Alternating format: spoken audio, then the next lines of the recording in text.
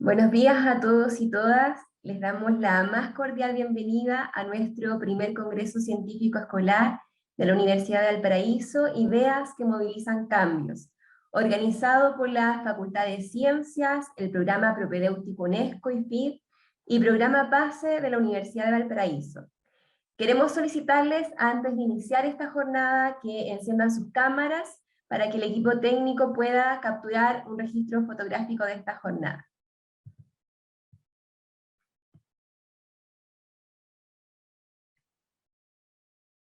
¿Listos? Sí.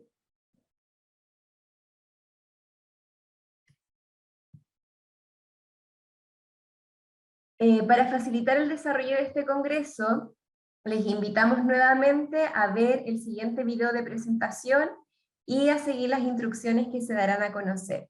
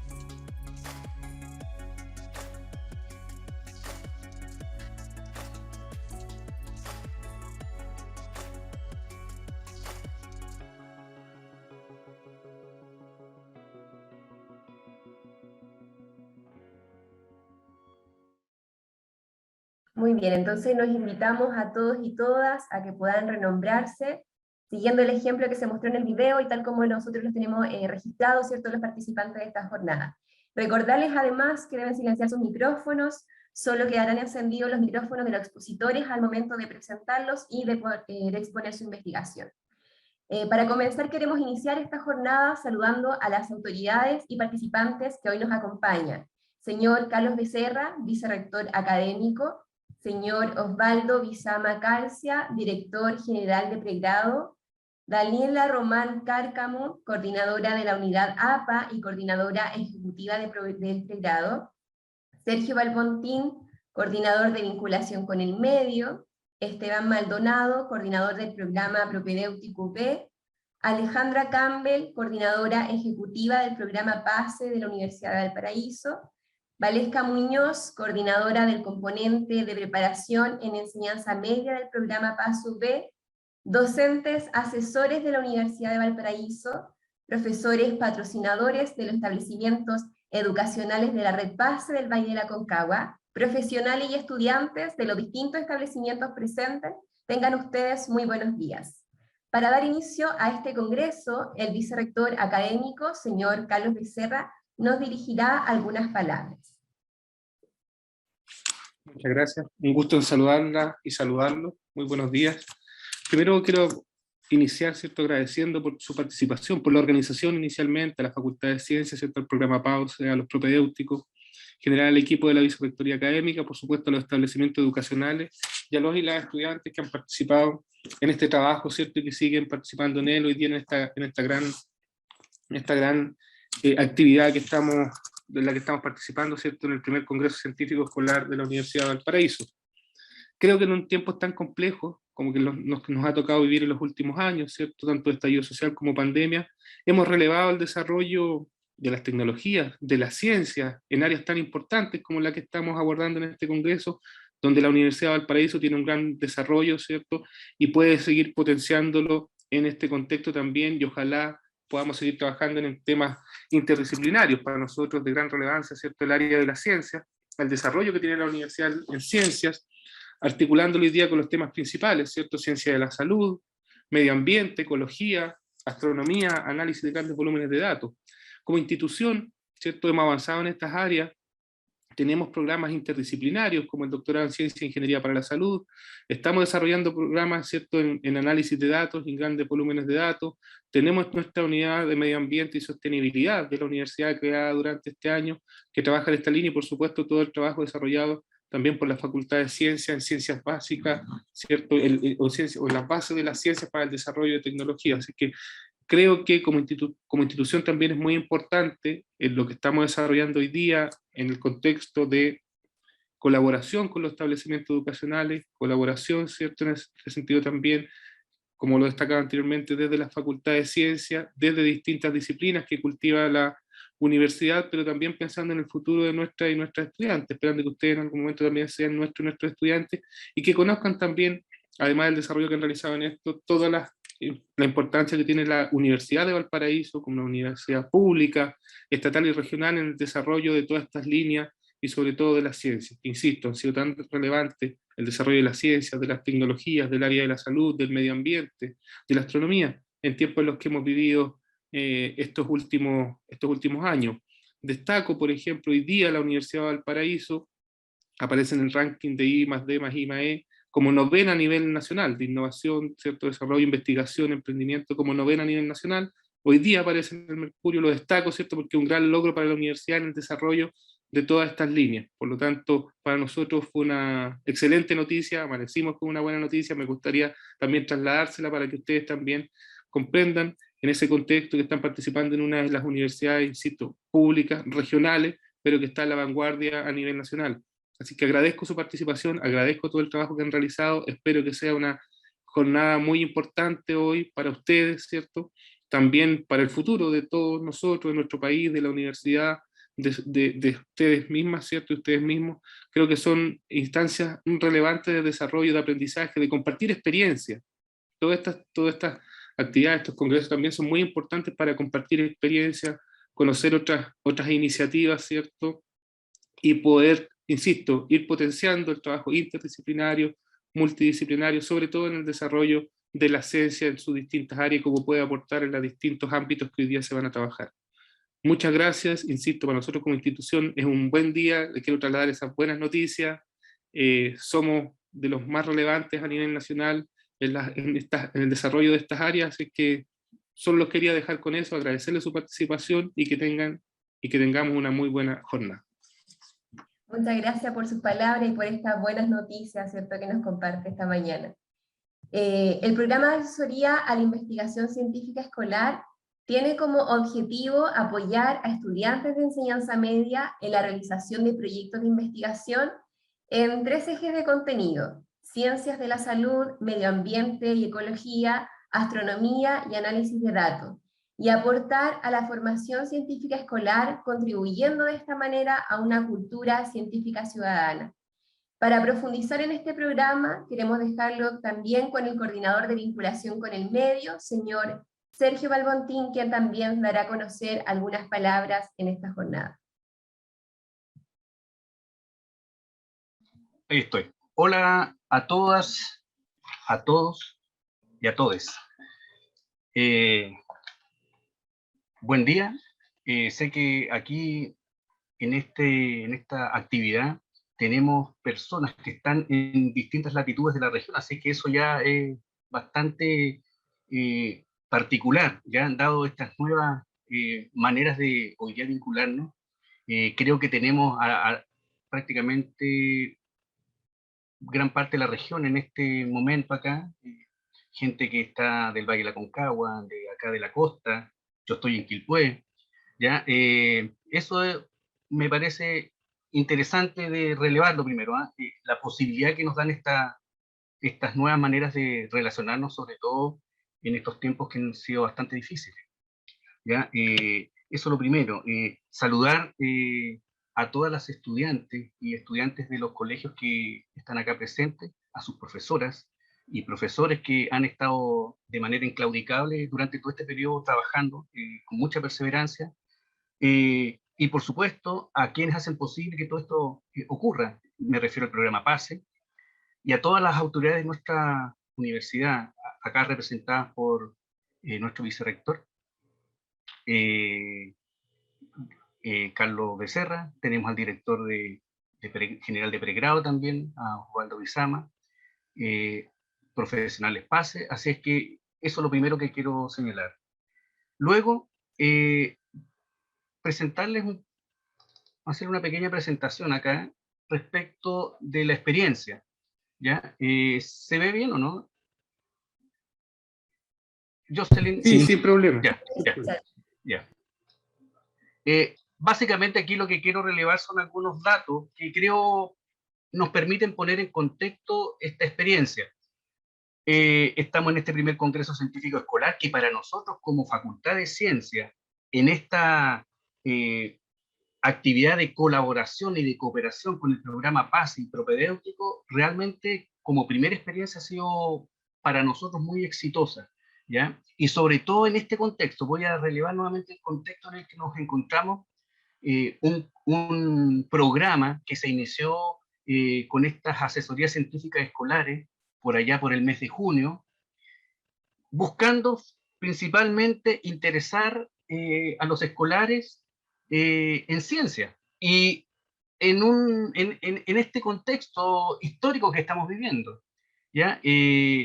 Intentando movilizarlos. Esa es una cuestión relevante. Queremos movilizar sus ideas, sus intereses, con el objetivo de, por supuesto, al mismo tiempo fomentar en ellos cambios. Ojalá cambios que de una u otra manera cambien el curso de sus historias, el curso de lo que está ocurriendo en sus propios territorios.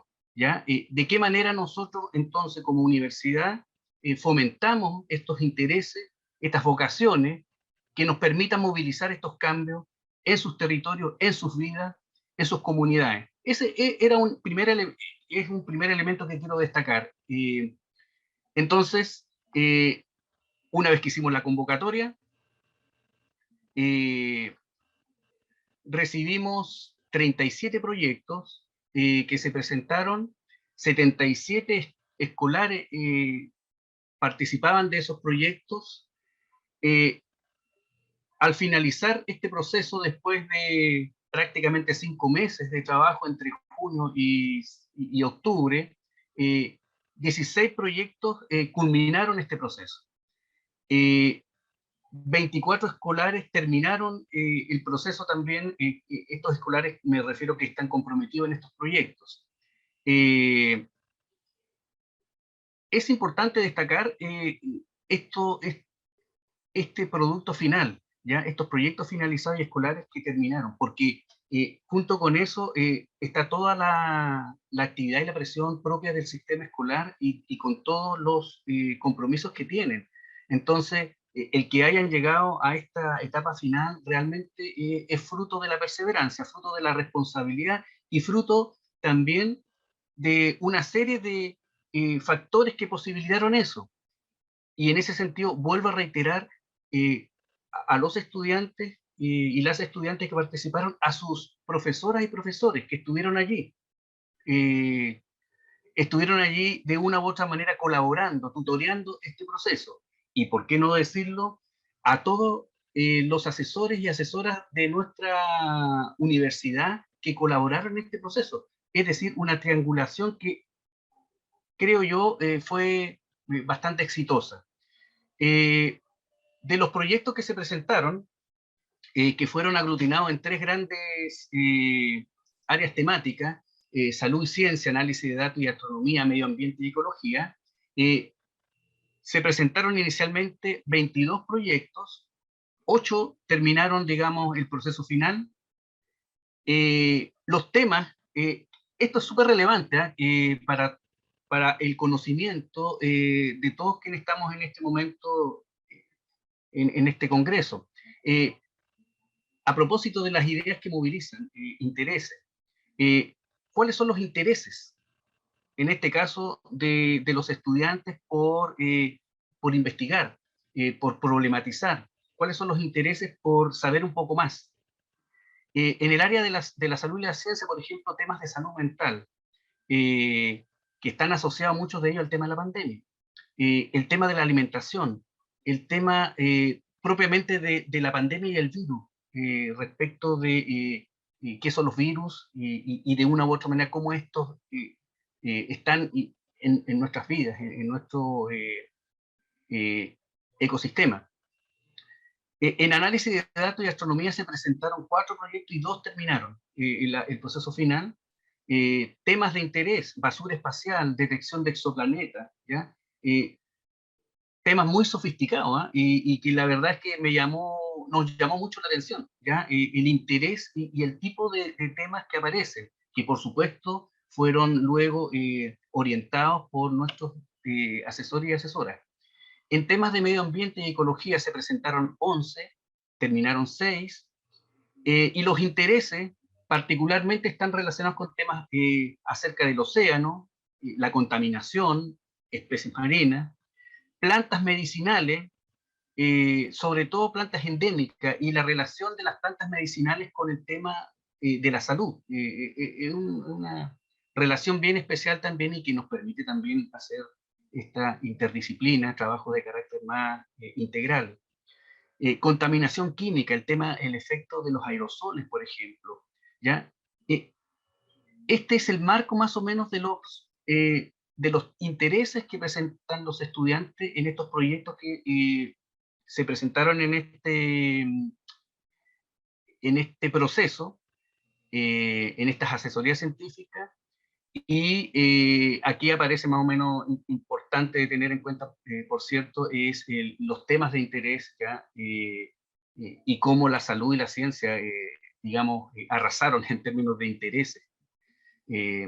Llama mucho la atención eso, y llama la atención también el que la mayoría de los trabajos, si bien tuvimos que acotarlos a ámbitos temáticos específicos, son súper transversales. Eso es importante, ¿ya? Quizás forzamos un poco algunos proyectos para que estuvieran dentro de un ámbito, pero la verdad es que la mayoría son proyectos muy transversales, ¿ya? En donde están presentes no solamente la ciencia, sino también las tecnologías y todo lo que es el STEM, ya matemáticas e ingeniería.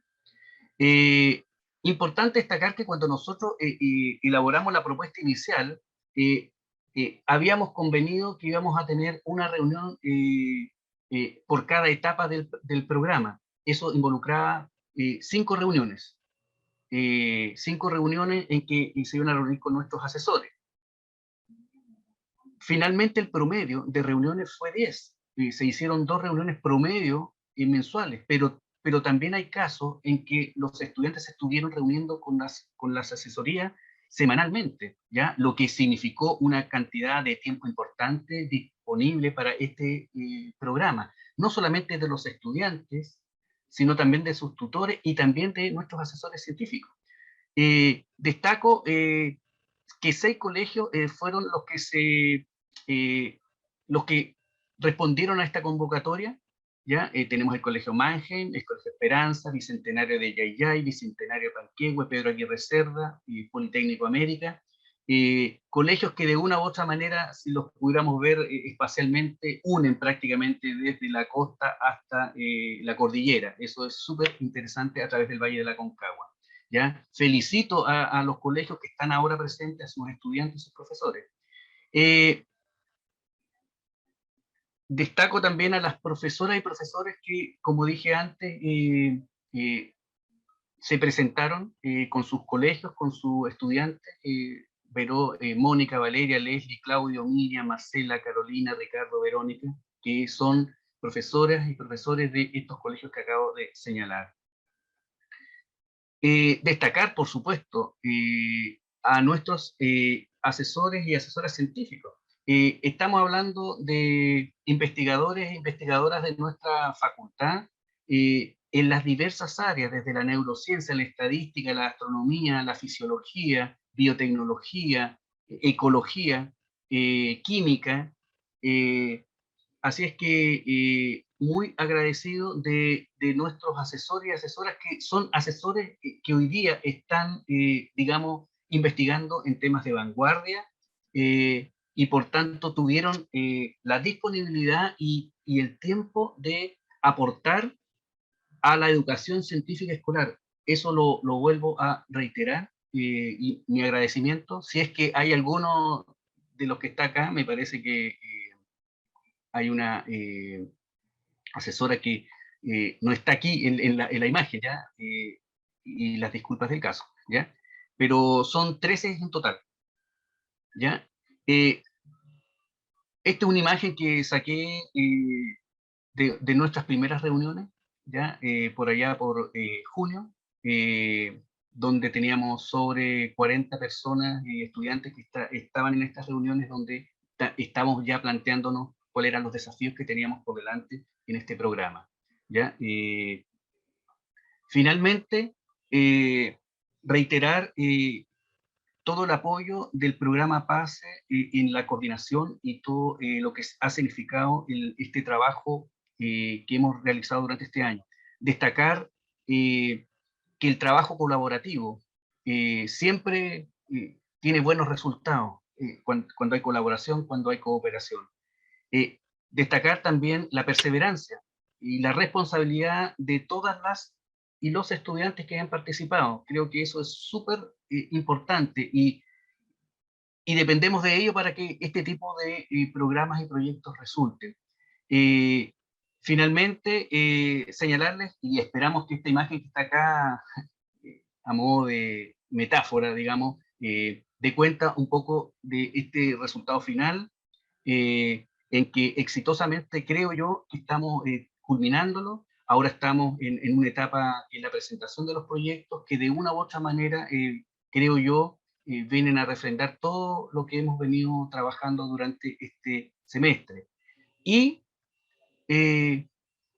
un adelanto, aprovecho el espacio para señalarles que ya estamos terminando y culminando la etapa del programa de nuestra primera Escuela de Ciencias de Valparaíso, que vamos a realizar este año. Estarán todas y todos invitados para seguir profundizando, para seguir encantándonos con la ciencia, para seguir aportando a nuestra región y a nuestro país. Creemos que la ciencia, y aquí en la Universidad de Valparaíso lo sentimos de ese modo, la ciencia la hacemos contigo, y la ciencia, cuando la hacemos contigo, significa que es una ciencia que nos permite tomar conciencia respecto de las problemáticas que tiene nuestro territorio, nuestro planeta, y de qué manera nosotros podemos hacer algo en eso. Así que muchas gracias, buen día, y que tengamos una excelente jornada. Muchas gracias, Sergio, por este contexto que nos proporciona, por las actitudes y habilidades que destaca, ¿cierto?, y que releva de los estudiantes, y también, por supuesto, a quienes acompañaron este proceso. Formar en ciencia, ¿cierto?, es aportar a la construcción social. En esta línea, y tal como nos exponía Sergio, un importante trabajo en el aporte a la formación científica es el desarrollo de proyectos de investigación que estudiantes de enseñanza media experimentaron a través del programa de asesoría a la investigación científica escolar y que hoy expondrán. Los artículos que entregaron ya fueron evaluados por sus asesores y su retroalimentación será entregada el día martes, pero en esta oportunidad se destacarán a las 3 mejores ponencias que se presenten el día de hoy. Se van a considerar los siguientes criterios para su evaluación: fluidez al momento de exponer, apoyo o recursos visuales presentados, el manejo del tiempo y la defensa de su investigación. La comisión evaluadora estará integrada por Paula Mujica, Sergio Balbontín y Francisca Clavería, en representación de la Facultad de Ciencias, y Alejandra Campbell, Alexis Calderón y Valesca Muñoz, en representación del programa PASE de la Universidad de Valparaíso. A continuación explicaremos la metodología que utilizaremos para el desarrollo de las ponencias de estos proyectos. Los y las participantes se van a dividir en 2 salas de grupo de acuerdo a las siguientes temáticas. La sala 1 corresponde al área de salud y ciencias, en tanto la sala 2 corresponde al área de medio ambiente, ecología, datos y astronomía. Les solicitamos nuevamente seguir las instrucciones que se dieron a conocer en el video de presentación. En primer lugar, renombrarse registrando S de sala y el número de la sala que le corresponda de acuerdo al área de su investigación. ¿Ya? Sala 1 entonces sería a quienes le corresponda salud y ciencias, sala 2 a quienes le corresponda la temática de medio ambiente y ecología, datos y astronomía. Luego, quienes sean investigadores o investigadoras deberán indicar I de investigador después de su nombre. Finalmente, cuando se les señale, deben aceptar la invitación a la sala de grupo que les corresponda y esperar a que la relatora les entregue las instrucciones. ¿Ya? Entonces, para continuar ahora, les vamos a pedir a quienes aún no tengan no se hayan renombrado, que puedan seguir estas instrucciones que hemos señalado, ¿cierto?, tanto en el video de presentación como a través, ¿cierto?, de la exposición. Una vez que estén listos, ¿cierto?, el equipo técnico nos va a generar la invitación para que ya puedan ingresar a la sala que les corresponda. Creo que estamos listos, ¿sí? Veo la mayoría que se ha renombrado.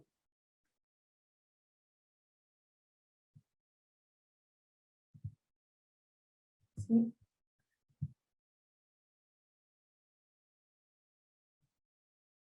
Entonces, equipo técnico ya generó la invitación, ¿cierto? ¿Sí? Ya, por lo tanto, una vez que que les aparezca la invitación, deben presionar aceptar y van a dirigirse a la sala que les corresponde.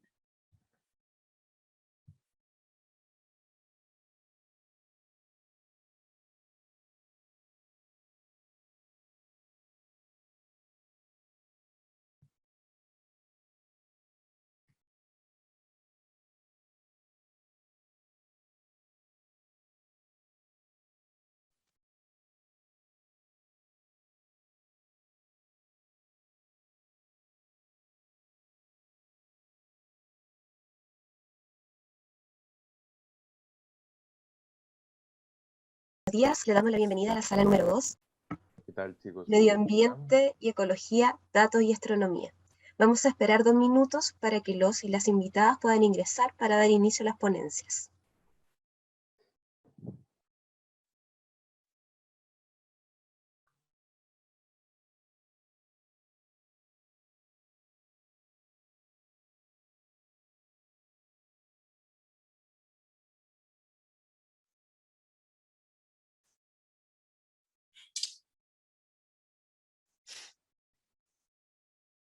Hola Sergio, hola Nivia.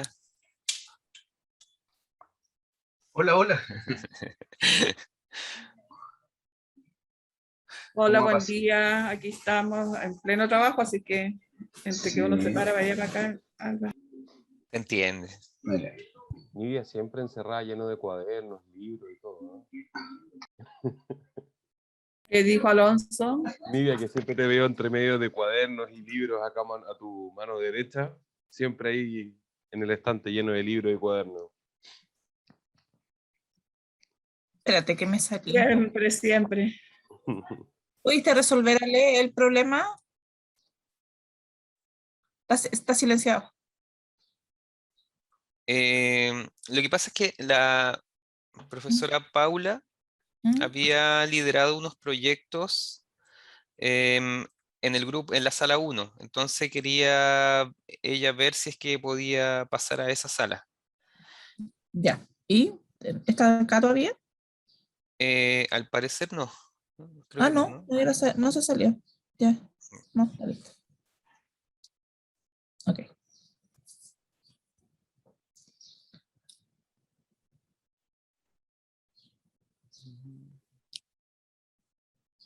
Les vamos a pedir a todos los que están en nuestra sala que por favor puedan encender sus cámaras un segundo para iniciar con una pequeña fotito que nos quede como el registro de nuestra participación.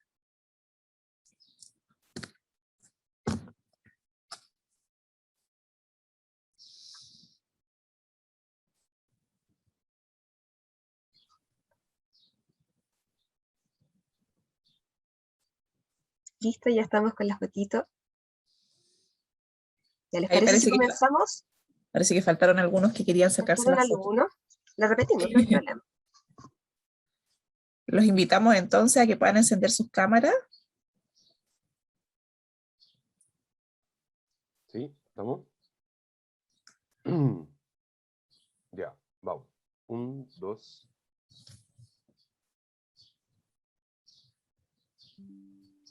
Súper. Ya, excelente. Bueno, ¿les parece si comenzamos el día de hoy?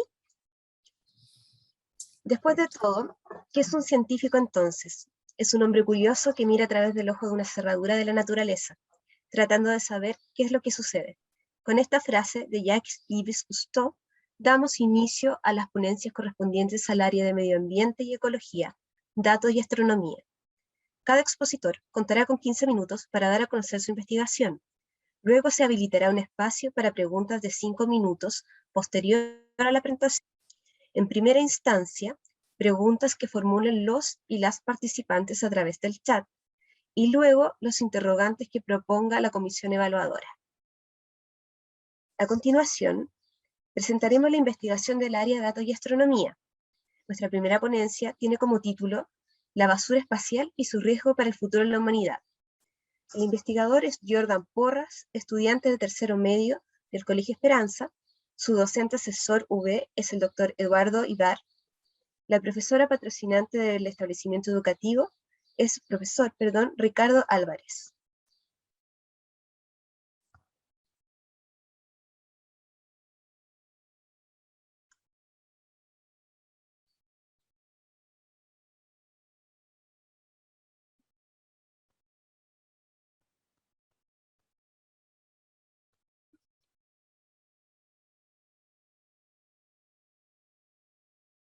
Jordan, ¿estás presente acá?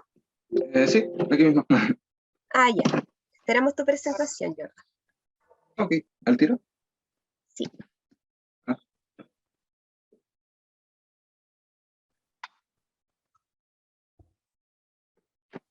Jordan, si tienes alguna problemática con la presentación, yo la tengo lista para colocarla. Por Ah, no, perdón, que había escuchado mal. Había escuchado que tenía lista la presentación. Yo la tengo lista, o sea, pero en el caso, si tú no la tienes lista, yo la puedo colocar, no tengo problema. Bueno, mejor. Ya, perfecto.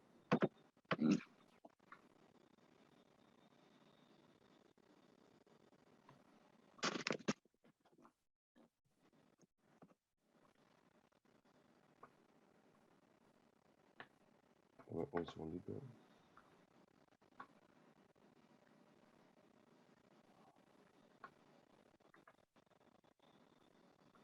Ya. Compartir pantalla y estamos.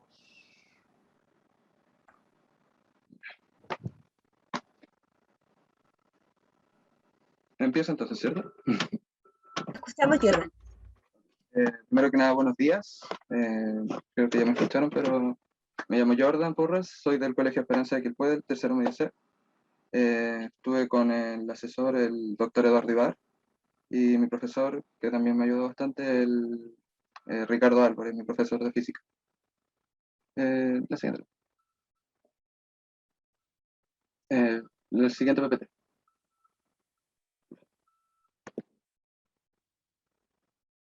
Nuestro pequeño índice, algo rápido: introducción, preguntas de investigación, objetivos, levantamiento de datos, metodología, resultados, conclusión y bibliografía.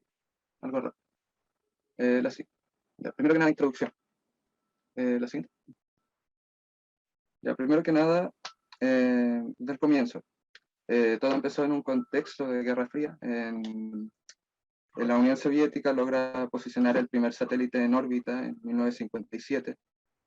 Y más que nada, desde ese punto hasta ahora han habido alrededor de 11.000 o más de 11.000 lanzamientos en total.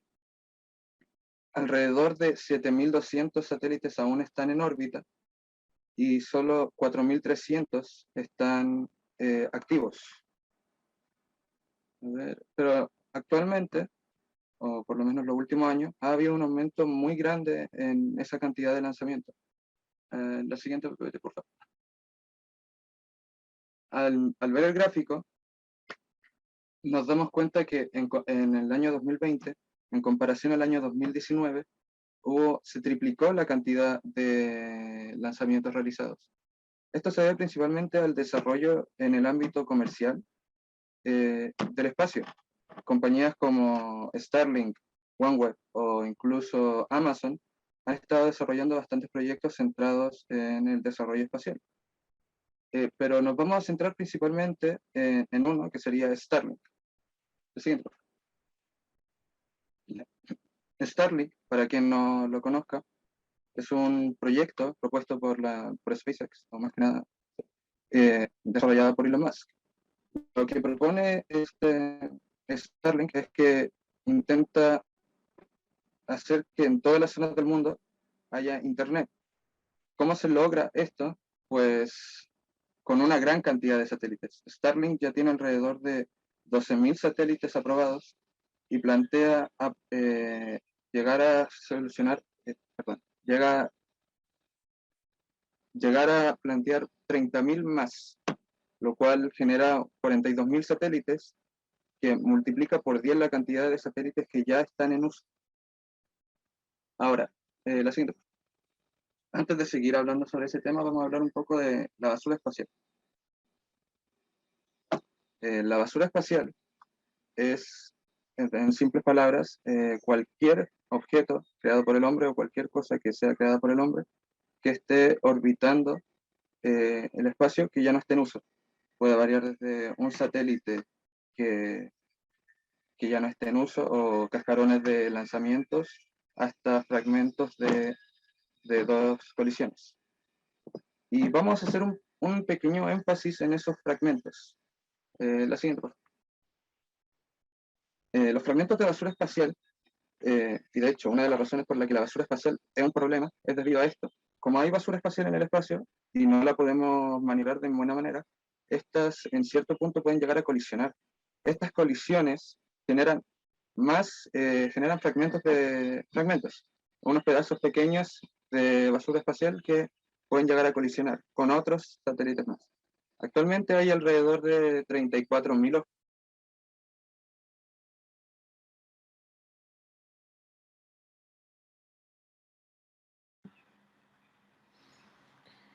No se escucha. Soy solo yo, Jordan en este momento no se escucha. Escucha. Jordan, un ¿puedes segundo, por ¿puedes favor, revisar porque tu no te audio, estamos por favor? escuchando. No, no se está No, escuchando. Jordan. Intenta cambiar el audífono y el micrófono. Jordan, ¿tú nos puedes escuchar?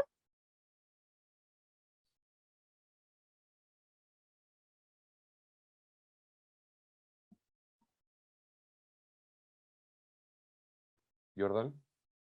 Ya. Jordan, entonces, mira, te vamos a pedir que ¿Ahí se me desconectes escucha? tu micrófono. Ahí se te Ahí sí, escucha. Sí, Ok. súper bien. Excelente, retomamos. ya, perfecto. Ya, ¿en qué parte lo dejé? ¿En qué parte se dejó de escuchar? En la colisión.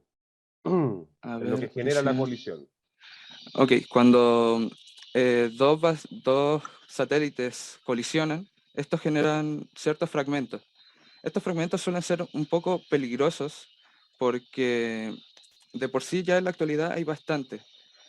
Por ejemplo, hay 34.000 objetos de 10 centímetros, 900.000 de 1 centímetro a 10 centímetros y 128 millones de 1 milímetro a 1 centímetro. Este último número suele variar un poco porque objetos de menor a 5 milímetros no se le puede dar un seguimiento muy correcto. Así que se estima que este número puede llegar a ser incluso mayor. Ahora, ¿qué tan peligrosos son estos fragmentos? Hubo un caso que llamó bastante la atención, porque era un fragmento de menor a 5 milímetros que colisionó con un panel de un satélite llamado Sentinel-1A. Solo con ese milímetro o con esos pequeños tamaños generó un agujero de 40 centímetros de diámetro. Esto se debe principalmente a que estos fragmentos van a una velocidad muy rápida. Van alrededor de 10 kilómetros por segundo, algunos con una velocidad aún más grande que esta, o algunos con velocidades menores. En las últimas 2 décadas se han realizado aproximadamente 12 colisiones por año. una de las más importantes, o una que marcó principalmente una diferencia, fue entre el satélite Iridium 33 y Cosmos, ambos fuera de uso. Ahí también un poco de énfasis en la palabra basura espacial, porque estos dos satélites ya se podrían considerar basura espacial como tal. Y la siguiente. Ya. El tema con esto basura es que estos fragmentos, luego de generarse cada vez más, estos fragmentos colisionan con otros satélites y generan un efecto en cadena, y así generan un síndrome de Kessler. El síndrome de Kessler es un escenario teórico planteado por la NASA que sitúa que en un punto, si no se llega a controlar de manera debida ni se logra monitorear de manera correcta la cantidad de satélites y basura espacial, estos van a empezar a colisionar entre ellos, y esa basura, esos fragmentos, van a empezar a colisionar con otros satélites y así generando más basura aún y más fragmentos. El problema con el síndrome de Kessler es que inutiliza zonas completas o órbitas completas para su uso. No se puede llegar a usar porque si uno llega a colocar un satélite ahí, genera aún más basura. Es algo muy peligroso y que relacionado con Starlink puede generar aún más problemas. El síndrome de Kessler puede llegar a generar problemas a investigaciones como sería Artemis o investigaciones hacia la NASA, poner en peligro la misma estación espacial o proyectos como Starlink. La siguiente, por favor.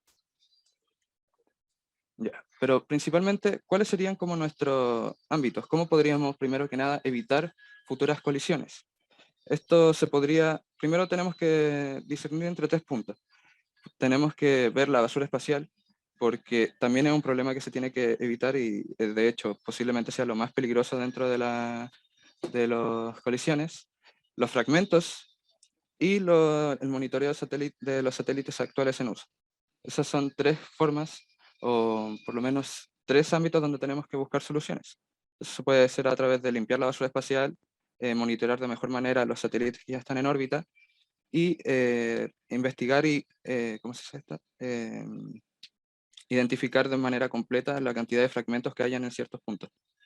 Ahora, ¿cómo podríamos llegar a limpiar la basura espacial? Esto puede variar.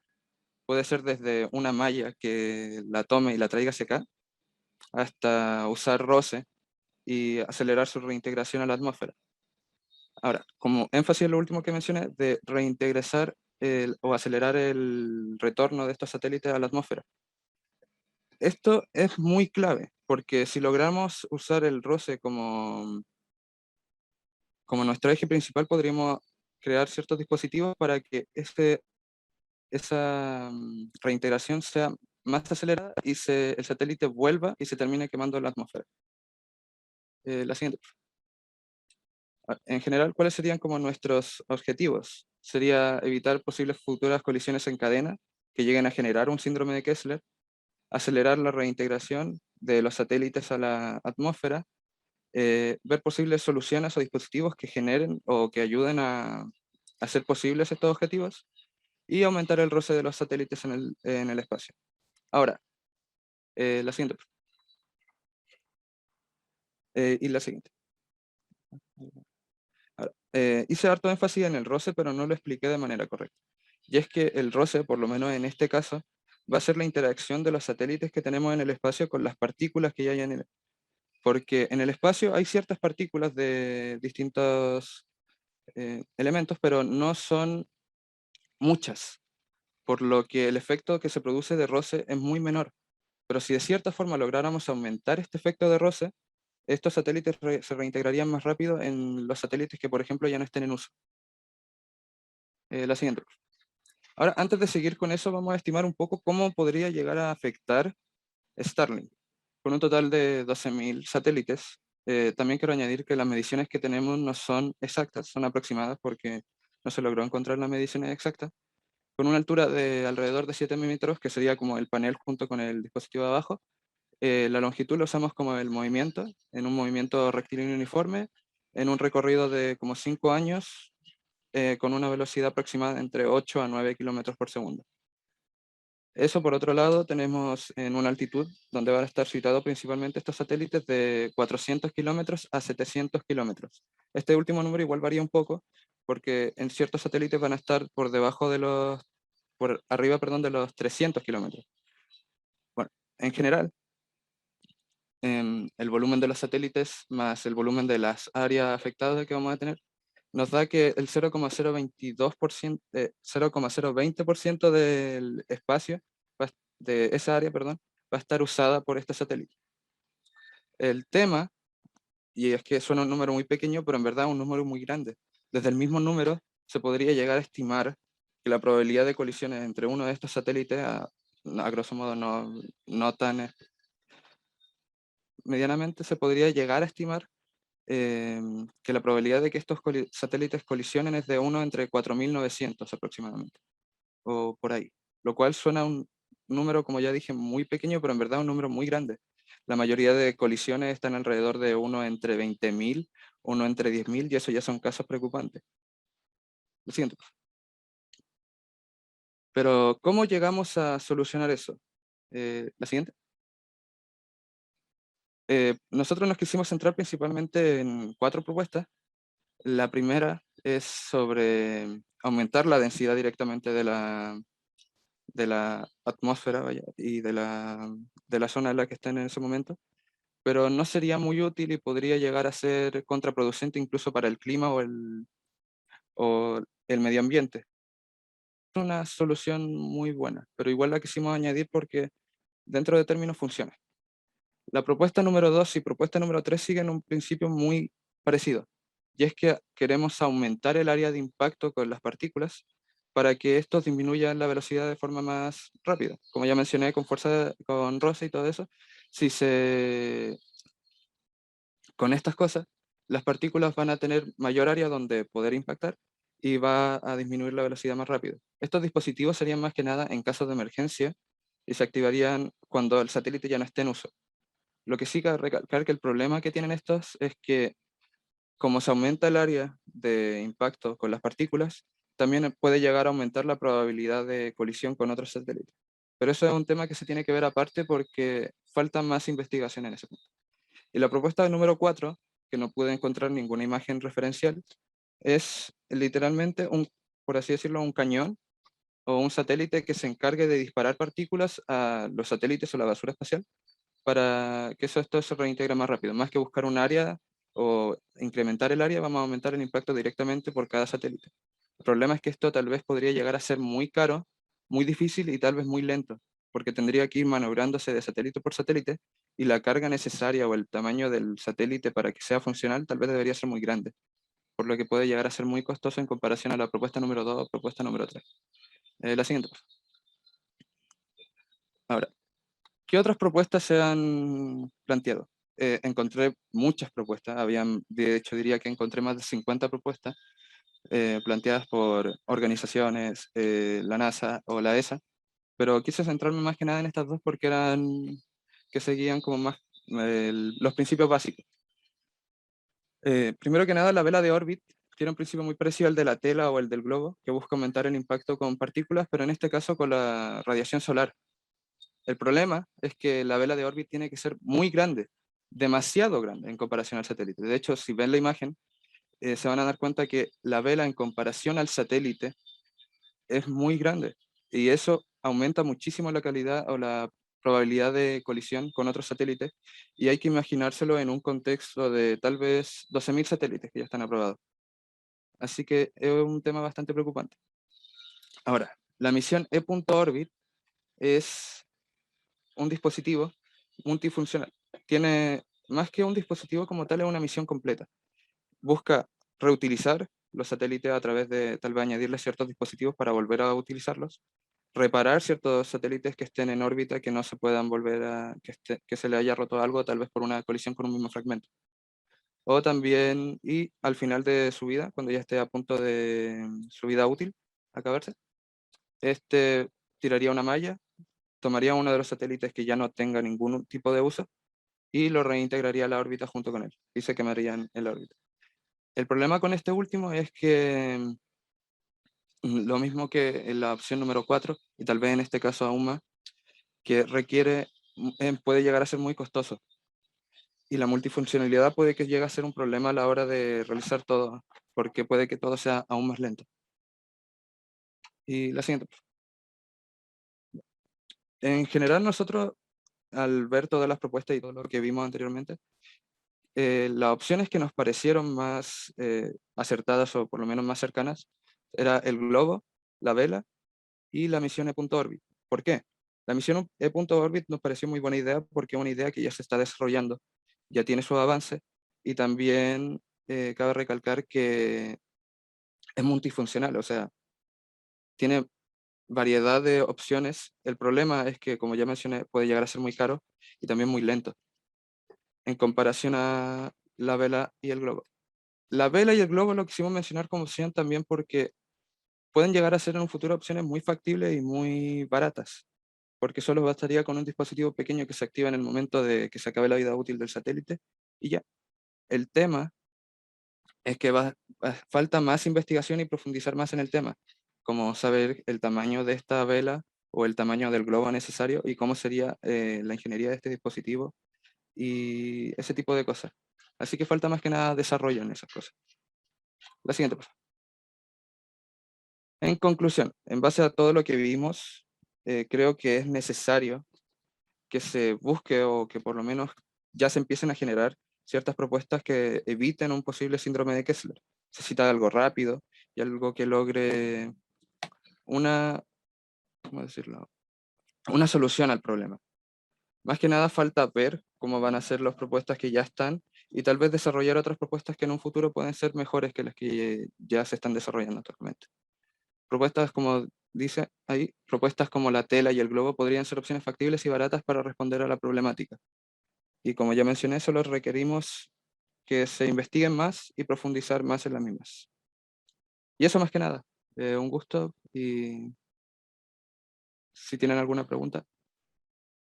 Muchas gracias, Jordan, por tu presentación. Felicitaciones por todo lo que has investigado. Ahora le vamos a dar el pase para hacer algunas preguntas a la gente que está en el chat. Carolina o Alonso, si me pudieran decir si hay alguna pregunta en el chat. Nos vemos al tiro. Bien. Vamos a revisar. Por el momento no, pero invitamos, ¿verdad?, a los participantes que han escuchado la ponencia de Jordan a realizar preguntas. Ya esta es una parte muy importante también. Recordemos que estas ponencias se están evaluando. Ya, perdón, estaba sin cámara. Ahí. ¿Ya? Entonces es importante que puedan hacer preguntas a través del chat o si desean, ¿verdad?, hacerlas a viva voz, levantar la mano. Alexis tiene una pregunta.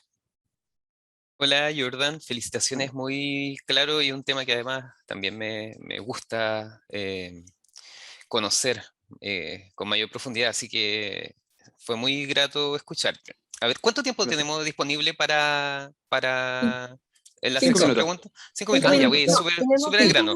minutos Sí, Mira, porque viene Alexis para realizar las preguntas. y súper. después Paula.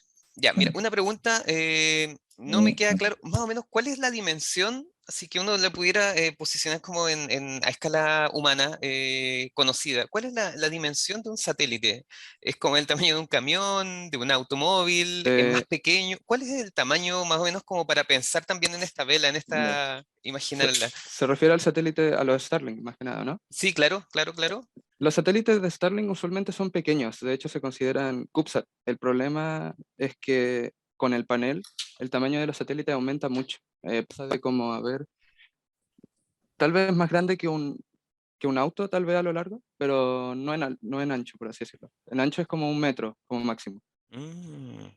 Pero en general en altura es como unos 7 metros cuando está con el panel abierto, perdón. Claro, y esta malla, por ejemplo, si fuese una solución, tendría que estar pensada para el panel abierto, ¿no? Exacto, sí. Ya. Muchas gracias, Jordan. Ya. Hay una pregunta, Jordan, acá en el chat, al tiro les doy la palabra. Dice, ¿cuál fue la metodología del proyecto? También, sí, nos queda un poco la duda, un poco con eso. En la metodología, es que la metodología, o por lo menos cuando le pregunté al profe, me dijo que me centrara en las soluciones que nosotros propusimos para, para resolver el problema. Nuestra metodología fue primero buscar ciertas soluciones con todo el tema que habíamos visto y luego de eso solo planteé las situaciones que colocamos. Es que no entendí muy bien a qué se referían con metodología en el correo también. Así que ahí tuve como un pequeño problema. Perfecto, Jordan. Te doy la palabra a Sergio Balbontín. Hola, parece que había alguien antes que mío, ¿no? Y ¿No? estaba Paula Mujica. Está la Paula antes que yo, así Sí, que le Paula. doy el pase a Paula primero. Gracias, Sergio. Jordan, una consulta. ¿Cómo podrías hacer más barata tu propuesta? Más barata. Se refiere a la tela y al globo, Lo ¿cierto? que... Sí. Sí. Sí. Más barata es que tampoco pudimos indagar mucho en el término del material ni nada de eso, así que no podríamos saber qué tan barata podría llegar a ser. Lo que sí podríamos llegar a plantear que es más barata que, por ejemplo, la misión de .orbit, pero no podríamos llegar a mencionar qué tan barata va a ser. Gracias. Ahora sí, Sergio Y ahora Balbontín, sí con Sergio. y luego Edo Ibar. Ya. Primero que todo, estoy muy sorprendido, Jordan, por el manejo del tema. La verdad, tú eres un estudiante de tercero medio, por lo visto, Colegio Esperanza, de acá de Quilpué, y estoy sorprendido por cómo has presentado el tema. Luego, creo que el tema de la metodología tiene que ver, yo creo que básicamente con toda la exploración que ustedes hicieron de carácter bibliográfica. Y en ese sentido, va mi pregunta. ¿Cómo es que tú llegaste a interesarte por este tema? Que yo lo considero de sumo interés y es un problema. Pero ¿cómo es que tú llegaste a interesarte en este tema? ¿Y qué esperas en tu incursión en esto de la astronomía? ¿Qué esperas en tu futuro? Porque yo, la verdad es que estaba prácticamente escuchando a un estudiante de pregrado acá. Gracias. Ya te escucho. Más que nada, yo ya conocía el tema de Starlink hace tiempo, y de hecho este mismo año, o creo que fue el año pasado, nos tocó grabar un podcast que nos hizo hacer nuestro profe de física sobre Starlink, SpaceX y Elon Musk. Y ahí yo empecé a indagar un poco y encontré ciertas problemáticas con Starlink y me interesó un poco el tema. Después, cuando vi lo de la asesoría, el programa de asesoría, me interesó. Dije que a mí ya me gustaba harto la ciencia y de hecho había leído bastantes libros sobre el tema.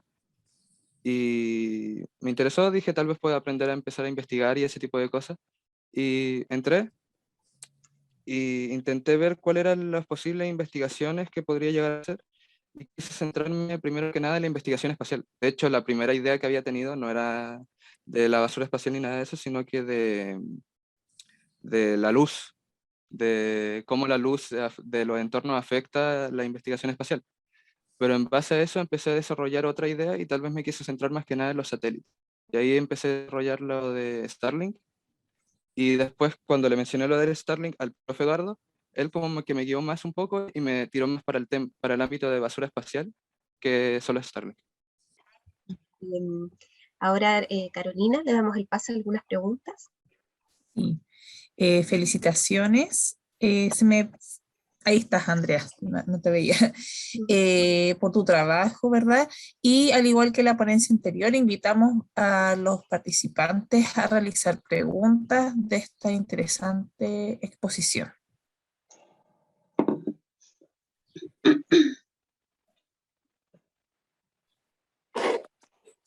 Hola, Andrea. Felicitaciones por tu presentación. Me gustó mucho tu tema. No sé si consideraste también medir el tiempo que le dedican al huerto las personas que encuestaste. No. Y más o menos, ¿tú tienes un huerto en casa? Sí. ¿Sí? ¿Cuánto tiempo le dedicas? Al día, unos 10 minutos diarios. ¿Y qué has podido sacar? Podar, todo eso. Tenía frutillas, ahora puse melón, tomate, orégano, acelga. ¿Qué más tenía? Y apio. Qué rico. Sí. Felicitaciones por tu proyecto. Muchas gracias. Gracias. Andrea, una consulta. ¿Cuál fue la motivación de querer investigar este tema? Eso me llama mucho la atención, siendo que para mí, por lo menos, también es un tema súper relevante, pero quisiera saber cuál fue tu motivación de querer investigar esta área. Es que mi hermana empezó a vender plantas y todo eso con la pandemia, y yo quise hacer uno en mi casa, y la verdad es que quita bastante el estrés, porque uno dedica el tiempo y como que se olvida de todos sus problemas, y algo muy provechoso para uno, psicológicamente. Entonces siento que debería incrementarse la cantidad de personas que tienen estos huertos en su casa. Perfecto. Entonces nace a partir de un contexto complejo como el que hemos estado viviendo, ¿verdad? A partir de la pandemia surge esta necesidad. Sí. Perfecto. ¿Y cómo crees tú que esto se podría a lo mejor trabajar en los liceos o colegios de tu comuna? Inmediatamente les doy. Deberían hacerse como programas de los huertos escolares, para que tantos niños como adolescentes puedan vivir esa experiencia, conocer las plantas, cómo crecen, qué necesitan, los cuidados y todo eso. De hecho, primero iba a hacer un proyecto sobre huertos escolares, y después quise dedicarme como a algo más local. Perfecto. Damos la palabra entonces, disculpe, no sé quién levantó la mano primero, Alexis. Alexis y luego Sergio. Hola, ¿cómo estás nuevamente? Bueno, primero, tal cual como lo han hecho los demás y las demás, te felicito. Esto me recuerda mucho, asociado a tu exposición, a lo que plantea también Carolina, lo que hizo en algún momento Gabriela Mistral, asociado a las escuelas agrarias en los años 50, por ahí sobre todo. 40 también, si no me equivoco, considerando que ella también tuvo su faceta súper potente en términos diplomáticos. Y esto más que todo en Chile no lo pudo llevar muy bien a la práctica y lo terminó desarrollando muy bien en México, ¿ya? Y de hecho en México es súper reconocida también Gabriela Mistral por esa gestión, ¿bien? Bueno, gestión que también, entre otras cosas, le llevó a ganar el Nobel y muchos otros elementos más. Entonces, es súper interesante esta posibilidad de poder restituir este componente medioambiental, ¿cierto? Poder establecer nuevamente un enfoque, o más que nuevamente, sino que construir tal vez un enfoque ecocéntrico más que antropocéntrico, ¿cierto? Entonces, desde ese punto de vista, me parece que tu exposición es notable. Fuera de todo eso, quería hacerte una consulta. Y la consulta está asociada a quiénes fueron tus socios, tus aliados estratégicos, qué sé yo, con quiénes pudiste compartir para que te facilitaran esta posibilidad de ir entrevistando gente o de ir conociendo experiencias de huerto urbano. Eso. Como quienes me ayudaron a recolectar la información. Bueno, mi hermana me ayudó con el tema de la recolección de la información, porque ella tiene varios amigos que viven acá, como vende plantas y todo eso, que son huerteros. Entonces me dio su contacto y yo le envié el formulario con la pregunta abierta. Y ellas me colaboraron con esa información. Gracias. Y lo otro, y asociado a eso, perdón, más o menos cuánto era el número de personas entrevistadas o de 10 experiencia. personas entrevistadas. ¿Cuántas, perdón? 10. Súper. Eso, muchas gracias. Gracias. Sergio, también quería hacer alguna pregunta. Sí. Hola, Andrea. Hola. Bueno, como también lo han reiterado los demás, muy agradecido de que te hayas interesado por este programa. Espero que este programa te haya contribuido, sobre todo en el interés por problemáticas como la que tú planteas, que son problemáticas hoy día cada vez más contingentes. Así que súper bien por ahí. Me gustaría saber de qué manera, Andrea, la reedición bibliográfica, lo que tú desarrollaste contribuye teóricamente a darle cuerpo a tu trabajo de investigación, ¿ya? ¿Cómo contribuye? Si hay algún autor o de los que tú revisaste que fue mucho más clave, y cómo eso te permitió, digamos, ir iluminando, ir aclarando, orientando tu trabajo. Bueno, primero que nada busqué como la información más básica de los huertos urbanos y después descubrí el concepto de la biofilia, que es como el vínculo que tenemos nosotros los humanos hacia la naturaleza. Es un vínculo natural. Y entonces quise implementar esa información, que es de un libro de Edward Oswald Wilson, y me facilitó mucho más el tema del marco teórico, principalmente ese autor. Eso. Ok, gracias. ¿Tenemos alguna otra pregunta para realizar? ¿Algún comentario?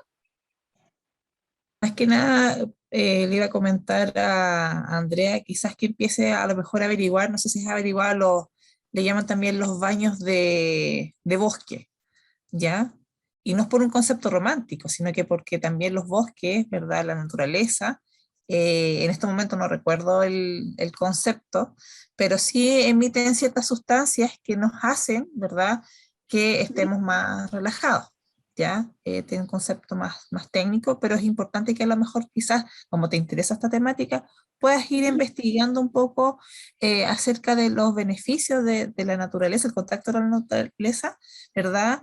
A nivel también cognitivo, cerebral, ¿verdad? ¿Cuál es su impacto? Sobre todo, por ejemplo, en una sociedad que vivimos tan acelerados, tan estresados, que es importante, ¿verdad?, tener estos espacios. ¿Por qué? ¿Por qué estos espacios? Porque, ¿cómo se llama? Yo, bueno, conozco a un doctor en neurociencias y él muchas veces mencionaba que nosotros con naturaleza buscamos los espacios que tienen que ver con donde no hayan tantos estímulos.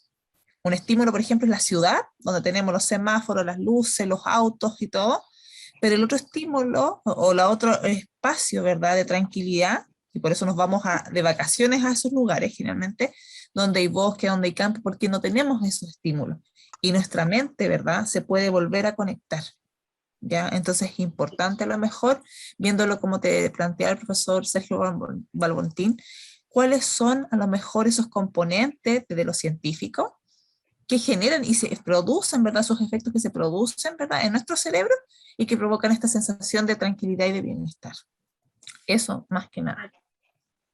Sí. Gracias, Carolina. Yo quiero Nidia. felicitar a Andrea, porque generalmente uno escucha mucho que la juventud, que tan problemática que es, ¿cierto? Que no le interesa nada. Y aquí estamos viendo un ejemplo, como muchos otros que hay, ¿cierto?, de que la realidad no es esa. O sea, el problema está en que generalmente vemos siempre el vaso medio vacío en vez de ver el vaso medio lleno. Entonces siempre estamos destacando los estudiantes que no asisten a clase, los estudiantes que consumen algún tipo de droga, o los estudiantes que son disruptivos, los que tienen dificultades, pero pocas veces se destaca a aquellos que son una gran mayoría, por lo que yo veo, cierto, de que tienen ¿cómo decir? Que tienen esta mirada positiva del mundo, de que pueden provocar cambios, ¿cierto? Y en este caso el huerto, que es algo que es una de mis pasiones. Yo también tengo un huerto bien nutrido en un espacio muy chiquitito, y también tuve la oportunidad de trabajar en una zona rural donde hacíamos huerto escolar y familiar.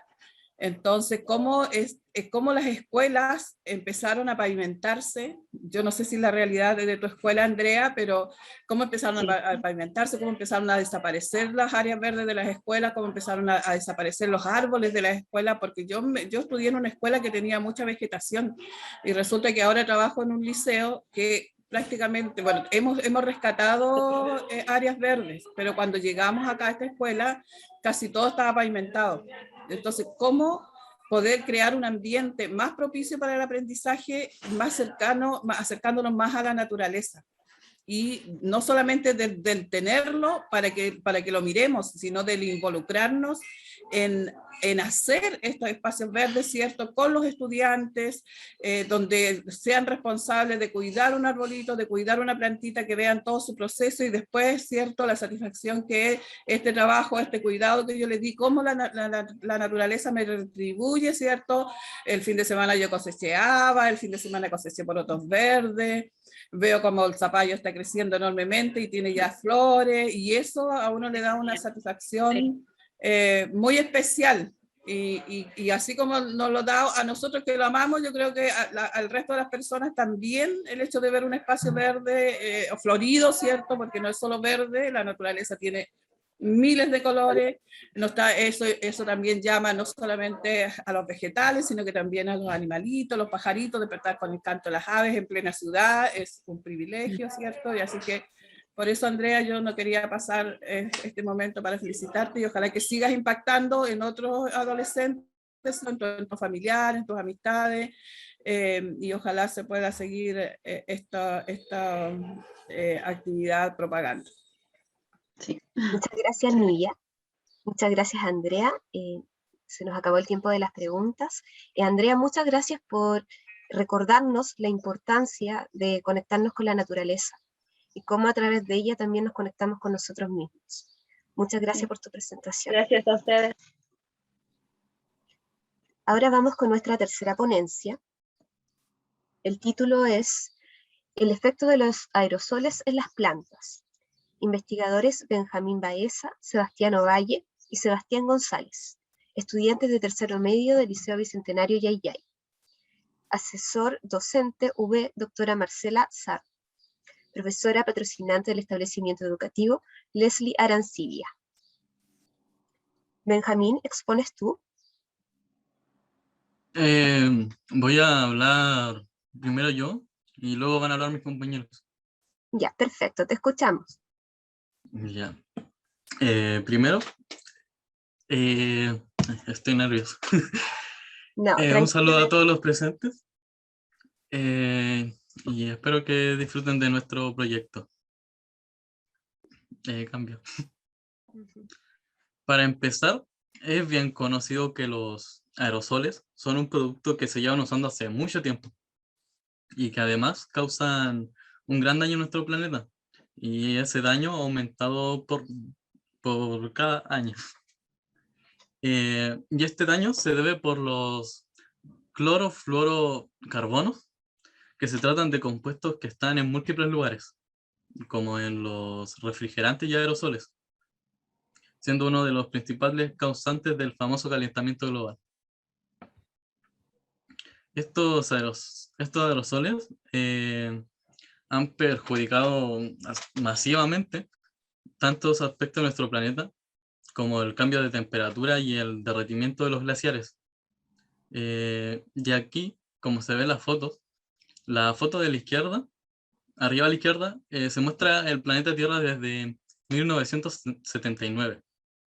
Y hasta abajo a la derecha es hasta el 2017. Y se ve que esa gran mancha se trata del agujero que hay en la capa de ozono, que mientras alcanza la tonalidad más morada, significa que más daño ha ido recibiendo. Y esto es debido a los clorofluorocarbonos, que se acumulan y empiezan a hacer ese daño. Y como dice ahí abajo el protocolo de Montreal, se trata de que los países empezaron a bajar su emisión de los clorofluorocarbonos, para que así en un futuro, como se ve en la foto de la derecha, aproximadamente en el año 2100, ya no deberían haber restos que podían causarle daño a la capa de ozono. Y además que es un tema bien importante porque realmente su daño ya está hecho y es irreversible. Aunque se cierre, vamos a tener muchas consecuencias en el futuro. En cambio. Y además de eso, no solo hace daño de esa manera, sino que también nos perjudica nuestra salud. estos químicos que respiramos, incluido el ozono, nos pueden dejar con secuelas como la bronquitis o tos. Pero alguien que se expone mucho más le causa daños en sus vías respiratorias o le puede causar un daño en los pulmones que puede ser permanente. Cambio. Y por eso mismo nos llegamos a plantear la siguiente pregunta. ¿El uso de aerosoles caseros afecta negativamente a las plantas? Hablando sobre los objetivos, como objetivo general, buscamos evaluar si los aerosoles caseros causan algún daño a las plantas, refiriéndonos a aerosol como ambientador e insecticida. Y como objetivo específico, determinar el daño que causan 2 marcas de aerosol casero en plantas jóvenes de porotos. Cambio.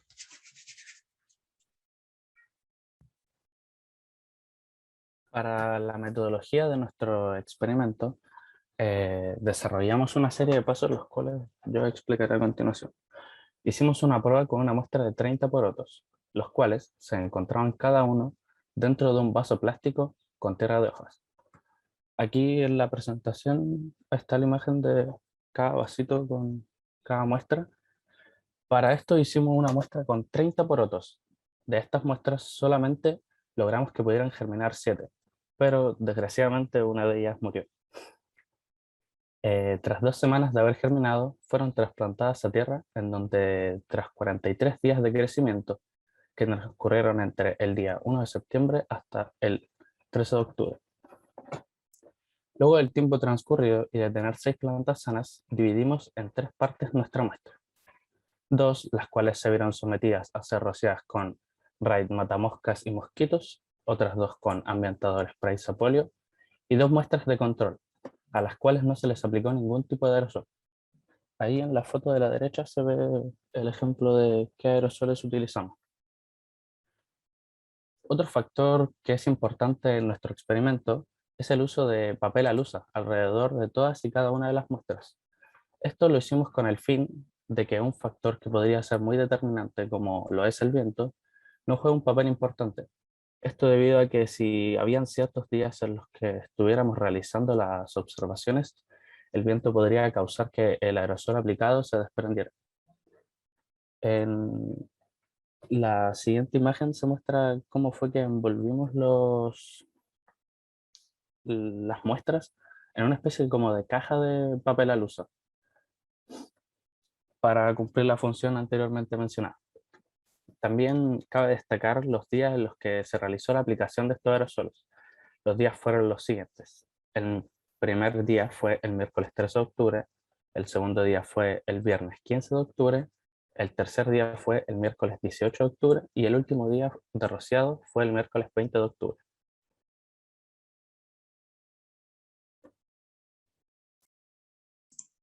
Cambio nomás.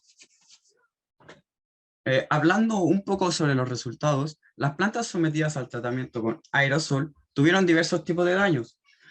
Aquí en las imágenes puestas hablamos sobre el spray sapolio que se le implementó a las plantas.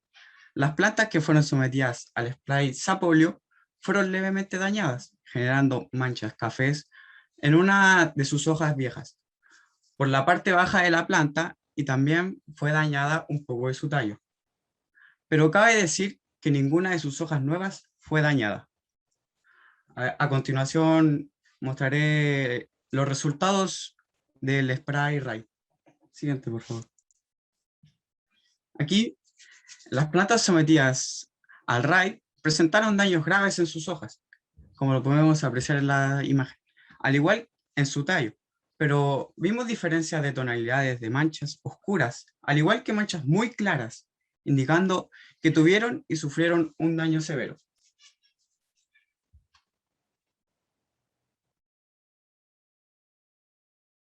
Como nuestra conclusión fue que al ver el daño que reciben las plantas, principalmente las hojas, determinamos que daña los tejidos fundamentales para la fotosíntesis, ya que las hojas se encargan de este proceso. Y el efecto que crean los aerosoles no les permite respirar normalmente a las plantas. Y al mismo tiempo concluimos que el daño depende de la marca del aerosol. Si bien el RAID mató a la gran parte de sus hojas, aunque solo fueron las adultas, el sapolio tuvo un efecto mucho más leve, solo le terminó dejando manchas. Y esto podría deberse a los componentes químicos o el uso que se le da a cada uno, que al final el RAID es un insecticida y el sapolio se trata de un ambientador. Y también pensamos que este daño se puede replicar a nosotros, a todas las personas y a todo ser vivo, como también nuestras mascotas. Porque también afecta a nuestra respiración como lo hacen las plantas. Y en estos tiempos de pandemia, nosotros estamos muy encerrados en nuestros hogares, lo que nos expone mucho más a estos químicos. Y si no aprendemos a controlarlos, nos podría perjudicar permanentemente de nuestras vidas. Igual como lo hizo con las plantas, que de hecho también para eso se usó el papel alusa, para representar el encierro.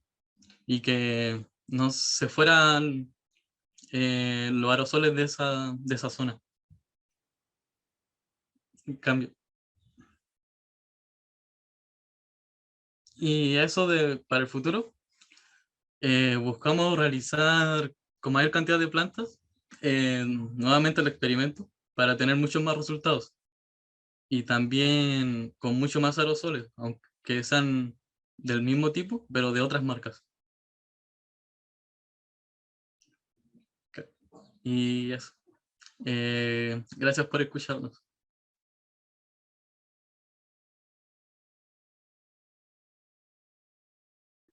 Ay, sí, muchas gracias por su presentación, chicos. Muy interesante también relacionado como el tema anterior con las plantas y la directa relación que tienen con los seres humanos. Tenemos 10 minutos para preguntas a través del chat. ¿Sí? Sí, Dale, hay una pregunta. Sí, Andrea pregunta, ¿qué componentes de los aerosoles son los más dañinos? Los aerosoles principalmente sueltan Antes los de que clorofluoros. sigan, chiquillos, si es posible encender sus cámaras para poder visualizarlos y conocerlos también. Sí, sí, no hay problema. Gracias, para poder saber con quiénes estamos hablando. Estamos hablando ahí. Ahí Ya. se ve bien. Ya, chiquillos, súper. Los clorofluorocarbonos es el principal componente que sueltan los aerosoles. Que de hecho ya no solo se encuentra en los aerosoles, sino también en los refrigerantes, como en el aire acondicionado, que también es dañino, obviamente. Mira, interesante, no sabía. Perfecto. Ya, y esos creen ustedes que son más o menos los principales contaminantes o sea, que afectaron en este caso a las plantas, ¿verdad? Sí. Perfecto. ¿Alguna otra pregunta para los chicos? Sí, estaba Ahí Sergio, están levantadas las Alexis, manos, ¿verdad? Paula. Sí. Sí. Ya. Sergio. Sí, bueno, varias preguntas. Súper, muy bien la presentación, Seba, Benjamín y Sebastián. Hay dos Seba, así que Seba por dos. ¿Ya? Bueno, mira, creo que ya una de esas preguntas en parte la contestaron, pero tiene que ver un poco con el tema de los componentes de los aerosoles. Yo no sé cómo ustedes definieron qué aerosoles iban a utilizar, porque la verdad es que el mercado de los aerosoles y principalmente insecticidas, sobre todo en estos tiempos en que estamos en verano, o sea, a puertas del verano, que llegan muchos mosquitos, entonces la oferta es muy amplia, entonces de esa oferta, primero que todo saber exactamente por qué eligieron esa, ¿ya? Eso sería interesante. Lo segundo es que por lo que ustedes plantean, por supuesto que depende de los componentes, ¿ya? El efecto que va a tener en las plantas. Pero ustedes se atreverían a decir que quizás estén mal rotulados los aerosoles, vale decir que están hechos para, no sé, matar moscas, pero sin embargo el efecto que tienen es más que solo las moscas, y quizá hay algún componente químico que eso está mal rotulado y nos está afectando a nosotros o a nuestras plantas. Esas dos preguntas, y la última, ustedes este trabajo en el ámbito de la experimentación, ¿lo hicieron en su casa? ¿No tuvieron la posibilidad de hacer algún análisis químico, o quizás podría ser esta una etapa siguiente? Esas tres preguntas, por favor. La tercera, primero, mi hermano me prestó su huerto que tiene en su casa para plantar los porotos. Y ahí yo iba, bueno, como cada 2 días, iba a revisar los porotos. Y él me decía si les pasaba algo. Que de hecho algo que me dijo, creo que fue a los del ambientador, si no recuerdo mal. En los primeros días se les generó una capa negra, cosa que desapareció con el tiempo, pero no tenemos fotos de eso. Pero yo recuerdo que él me contó. Y la segunda pregunta, yo creo que sí me atrevería a decir que tienen más componentes dañinos por el RAID, el insecticida. Porque de hecho su función es matar a los insectos. Pero a una alta exposición para nosotros podría hacernos mucho daño. Y yo recuerdo que cuando era más pequeño y mi mamá echaba RAID, yo terminaba con tos. Y sí me molestaba, obvio. Pero con el ambientador nunca me pasó eso. Y escogimos estos tres estos dos, porque principalmente hablamos también del desodorante. Pero el desodorante va por un uso más personal. No pensamos que podría exponerse a las plantas de alguna manera. Y por eso pensamos en esos dos, en el ambientador y en el RAID, porque se esparcen por toda la casa. Y en caso de tener una planta en la casa, también se le llega a ella.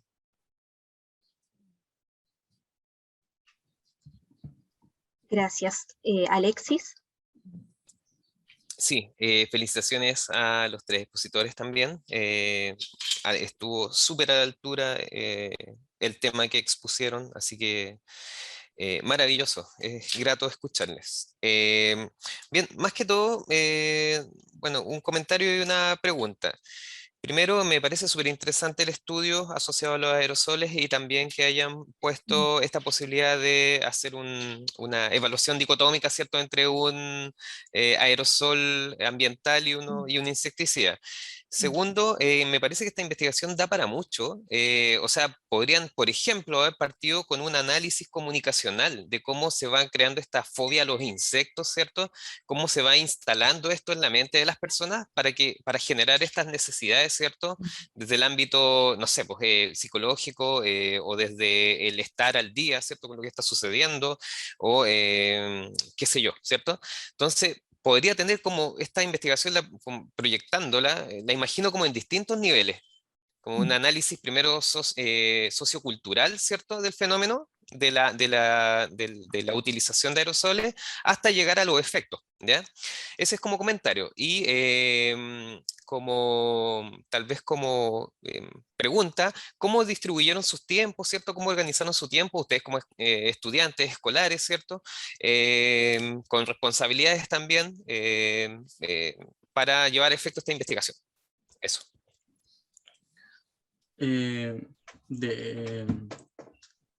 El primer día que fuimos a plantarlo,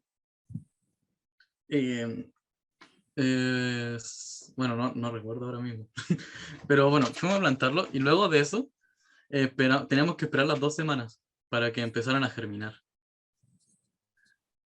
Pero hubo percances que vivimos cada uno y al final se alargó mucho más el tiempo, pero igualmente nos ayudó a que los porotos terminaran estando mucho más maduros que lo que hubieran estado en las 2 semanas, porque si en ese momento nos dijo la asesora que si le echábamos los aerosoles,